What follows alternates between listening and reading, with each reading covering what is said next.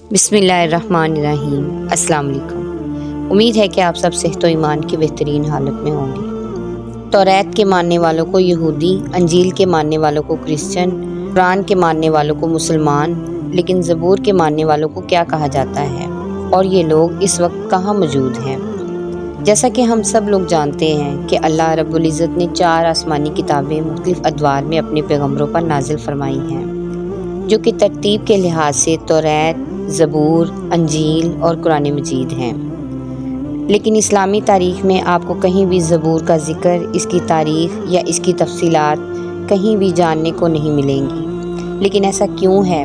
क्यों इस अल्हामी किताब को आज भी दुनिया में इतना ज़्यादा डिस्कस नहीं किया जाता जितना कि तौरात, अंजील और कुरान पाक को किया जाता है?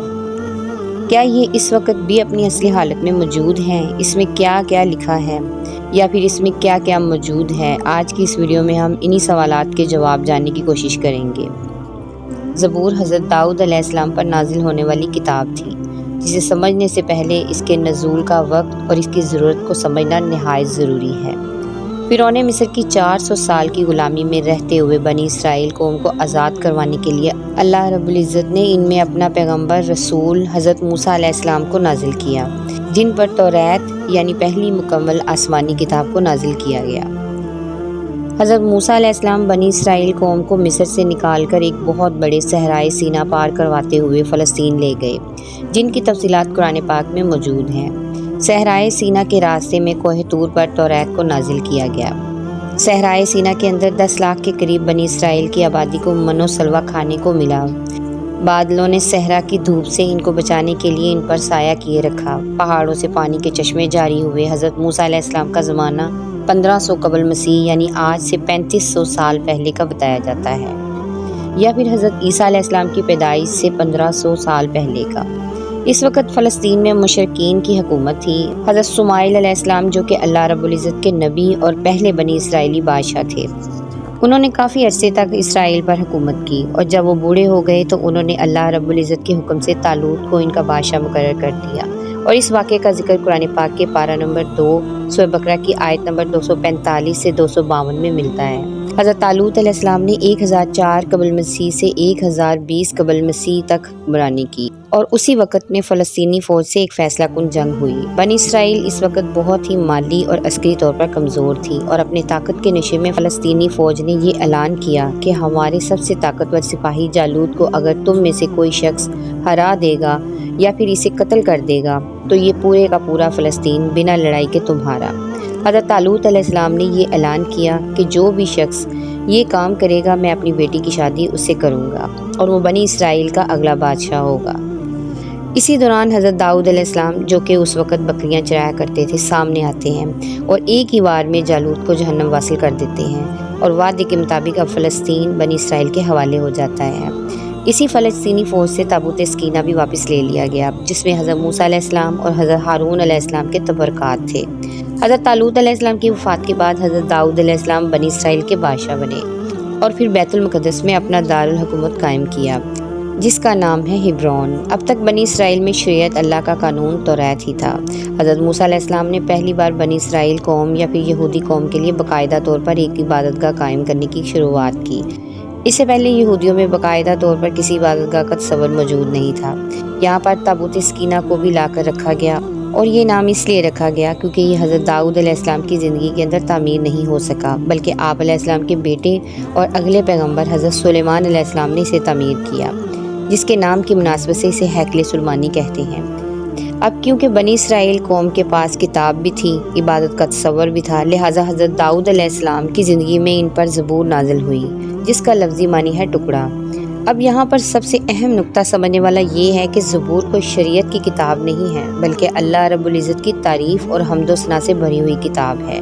क्योंकि अल्लाह रब्बुल इज़्ज़त ने हज़रत दाऊद अलैहिस्सलाम को लोहे को नरम करने की ताकत और इंतहाई खूबसूरत आवाज़ अता करने के साथ साथ अल्लाह रब्बुल इज़्ज़त की हम्दो सना इतने खूबसूरत अंदाज में बयान करने का मौज़ा अता किया था, जो कि आज तक किसी और को अता नहीं किया। ज़बूर की पूरी किताब भी अल्लाह रब्बुल इज़्ज़त की तारीफ़ और इसकी बड़ाइयों और इसकी हम्दो सना से भरी हुई है। इसमें ज़िंदगी गुजारने के कोई अहकामात मौजूद नहीं हैं, और ना ही कोई तारीख़, पेशन गोई या अखलाकियात, ऐसा कुछ मौजूद नहीं।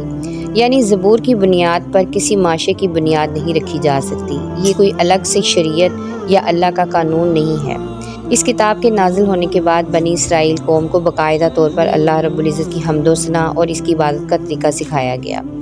آپ علیہ السلام کی آواز اس قدر مسحور کن تھی، آپ علیہ السلام جب زبور کی تلاوت کرتے تو آسمان، پہاڑ، چرند پرند اس آواز کو سن کر آپ کے ساتھ جھومنے لگتے۔ اس کلام اور آپ علیہ السلام کی آواز میں اتنا اثر تھا کہ یہ دنیا کے اندر انسانوں کو جنت کی آواز محسوس ہوا کرتی۔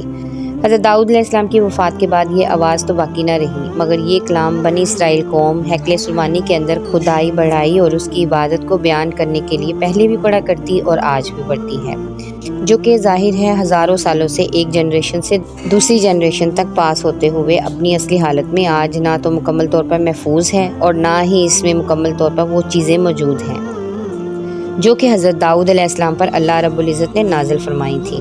یہ تمام آسمانی الفاظ یعنی حضرت موسیٰ علیہ السلام پر نازل ہونے والی توریت سے پہلے کے صحیفے خود توریت اور زبور کو اولڈ ٹیسٹمنٹ یا پھر عہد نامہ قدیم کے نام سے جانا جاتا ہے، جبکہ انجیل مقدس کے تمام نسخوں اور اصولوں کے اعمال، حواریوں کے خطوط اور مکاشہ جس میں شامل ہیں، اسے عہد نامہ یا نیو ٹیسٹمنٹ کہا جاتا ہے۔ زبور کی کچھ آیات کا ترجمہ جن کو سن کر آپ کو پوری کتاب کا مقصد سمجھ میں آ جائے وہ یہ ہیں، جیسا کہ زبور میں ہے کہ خداوند میرا مالک ہے، مجھے کسی چیز کی کمی نہیں ہوگی، وہ مجھے ہری بھری چراگاہوں کے اندر بٹھاتا ہے، وہ مجھے سکون کے چشموں کے پاس لے جاتا ہے، وہ میری جان کو زندہ رکھتا ہے، وہ مجھے اپنے نام کی خاطر سچ کی راہوں پر لے چلتا ہے، چاہے موت کی کسی وادی سے میرا گزر ہو تو بھی میں کسی بلا سے نہیں ڈروں گا، کیونکہ تو میرے ساتھ ہے، تیرے عصا اور تیری لاٹھی سے مجھے تسلی ملتی ہے، تو نے میرے دشمنوں کے مقابلے میں میرے سامنے خوان بچھایا ہے، تو نے میرے سر پر تیل ملا ہے، ہمیشہ بھلائی اور رحمت میرے سر پر رہے گی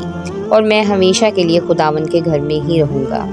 پوری زبور اسی طرح سے اللہ رب العزت کی حمد و ثنا پر مشتمل ہے، اسی لیے زبور کو شریعت کے طور پر ماننے والا کوئی بھی شخص دنیا میں موجود نہیں، اور نہ ہی اس کا ذکر ایسی آسمانی کتاب کے طور پر ملتا ہے جو کہ کسی ایک فرقے کا قانون ہو، کیونکہ اللہ رب العزت کی تعریف اور اس کی حمد و ثنا تو دنیا کا ہر ایک مذہب اور اس کا ہر ایک فرقہ کرتا ہے، یہ سب کی کامن زبان ہے جس پر کسی کو کوئی اعتراض نہیں۔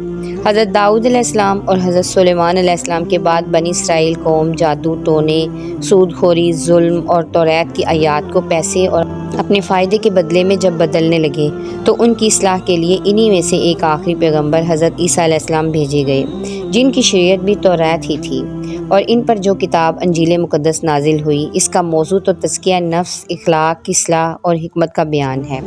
اس کا موضوع تو تزکیہ نفس، اخلاق کی اصلاح اور حکمت کا بیان ہے، کیونکہ یہود کے علماء میں اس وقت جو بگاڑ موجود تھا وہ اخلاقی طور پر تھا، اسی لیے توریت کی باقی تمام شریعت کو بالکل ویسے ہی رکھا گیا، لیکن انجیل کی صورت میں کچھ احکام اللہ رب العزت نے نازل کر کے اس کی اصلاح کی کوشش کی، لیکن ان لوگوں نے عیسیٰ علیہ السلام کو بھی جھوٹا کہہ کر ان کا بھی انکار کر دیا۔ حضرت عیسیٰ علیہ السلام کی آمد آج سے تقریباً 2000 سال پہلے ہوئی، اور اس کے بعد نبوت بنی اسرائیل میں ختم ہو گئی، اور وہاں سے نبوت حضرت ابراہیم علیہ السلام کے دوسرے بیٹے حضرت اسماعیل علیہ السلام کی نسل میں منتقل ہو گئی، اور یہی وجہ ہے کہ یہود اللہ کے رسول حضرت محمد مصطفیٰ صلی اللہ علیہ وآلہ وسلم اور دین اسلام کے شدید مخالف اور دشمن ہیں، کیونکہ اللہ رب العزت کے رسول صلی اللہ علیہ وآلہ وسلم کی بنو اسماعیل میں آمد سے ان کی خاندانی مذہبی قیادت یا پھر بنو یعقوب کی قیادت ختم ہو گئی، اور امت مسلمہ کا ٹائٹل بھی بنی اسرائیل سے بنو اسماعیل کی طرف منتقل ہو گیا، اور آج تک ان لوگوں کو اللہ رب العزت کے فیصلے پر بھی اعتراض ہے۔ اللہ رب العزت ہمیں دین کو سمجھنے کی اور نیک عمل کرنے کی توفیق عطا فرمائے، آمین۔ امید ہے کہ معلومات سے بڑی ویڈیو آپ کو اچھی لگی ہوگی۔ ویڈیو کو لائک اور چینل کو سبسکرائب کرنا نہ بھولیں۔ جزاک اللہ خیر۔